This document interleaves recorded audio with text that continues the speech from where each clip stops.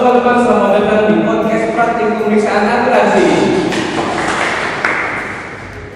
Di sini saya tidak sendiri, saya bersama teman-teman saya. Mungkin kalian belum tahu saya kan, mungkin saya perkenalkan diri dulu kali ya. Nama saya Muhammad Rizky. Saya sebagai host di sini dan mungkin rekan saya. Halo, saya Fadil. Halo, saya Gus. Halo, saya Hasan. Jadi kita berlima di sini kita akan membahas dua topik penting dalam audit dan akuntansi. Jadi yang pertama itu ada siklus perolehan dan pembayaran investasi. Yang kedua ada siklus ekuitas pemegang saham. Jadi kita akan membahas atau mengupas definisinya, tujuannya, komponen, hingga resikonya. Oke, mungkin kita akan masuk ke dalam pembahasan. Saya akan memberikan pertanyaan kepada kalian. Mungkin untuk pertanyaan pertama untuk Mas Fadil dulu kali ya. Oke, bisa dijelaskan apa sih yang dimaksud dengan siklus perolehan dan pembayaran investasi? Jadi siklus perolehan dan pembayaran investasi itu sebenarnya simpel. Jadi itu tuh serangkaian proses akuntansi yang rapi untuk mengelola investasi jangka panjang. Kalau boleh dijelaskan lagi, mungkin apa aja ya tahap-tahap serangkaian prosesnya itu? Nah, dari serangkaian proses itu bisa mulai dari perencanaan, kemudian pelaksanaan pembelian, kemudian pencatatan akuntansi, kemudian yang terakhir itu ada evaluasi kinerja. Jadi intinya biar tetap langkah investasi itu aman, kemudian terdokumentasi dan tidak ada yang lewat. Oh, jadi kayak bukan sekedar hanya kita membeli aset terus selesai gitu ya Mas? Ya, Jadi masih ada proses panjang ya yang harus diawasi juga ya. Oke, menarik. Mungkin kita akan lanjut ke pertanyaan kita kedua. Mungkin bisa dijawab untuk terkait satu pertanyaan saja. Jadi apa sebenarnya tujuan utama dari siklus ini dalam konteks audit dan laporan keuangan?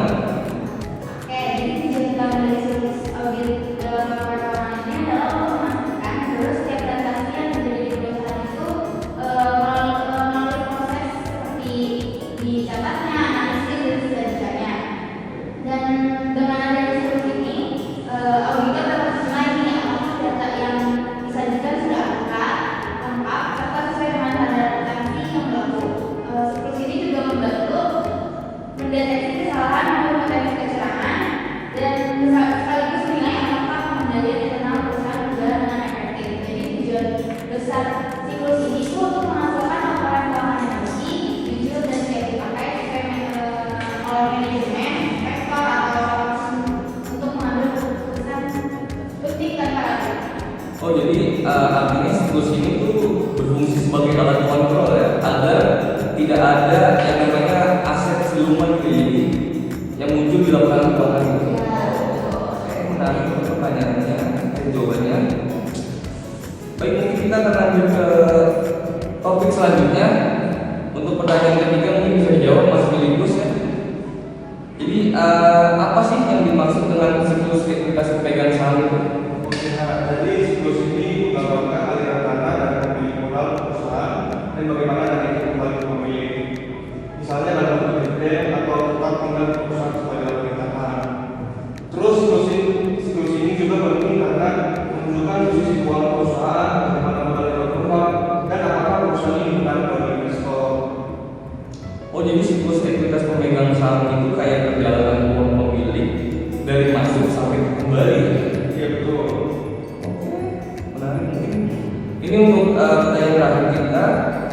Mungkin untuk mas-masnya bisa dijawab untuk pertanyaan terakhirnya. Mungkin bisa dijelaskan apa saja sih komponen dan tahapan utama dalam siklus ekuitas pemegang saham.